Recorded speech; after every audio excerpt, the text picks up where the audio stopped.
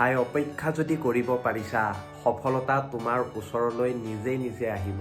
আজিকালি মানুহৰ সময় নাই। আজিকালি মানুহক সকলো বস্তু ফাষ্ট লাগে, সকলো বস্তু তাড়াতাড়ি লাগে। ভিডিঅ' বনাই আছে আপোনালোকৰ, ভাইৰেল হোৱা নাই। কিয় ভাইৰেল হোৱা নাই? মানুহে কি এদিন দুদিন কষ্ট কৰিয়ে চৰকাৰী চাকৰি পাই যায় নেকি?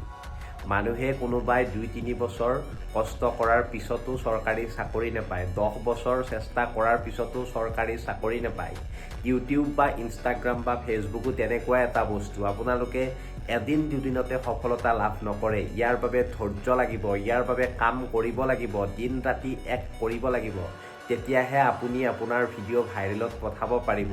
যদি কপালত আছে কাৰোবাৰ, যদি গ্ৰহই টানে, তেতিয়া হয়তো আপুনি একে ৰাতি উঠি যাব পাৰে, একে ৰাতি ভাইৰেল হৈ যাব পাৰে। কিন্তু আপুনি কি শিকিব? একে ৰাতি যদি আপুনি এটা ভিডিঅ' বনাই ভাইৰেল হৈ যায়, আপুনি কিবা শিকিব নেকি?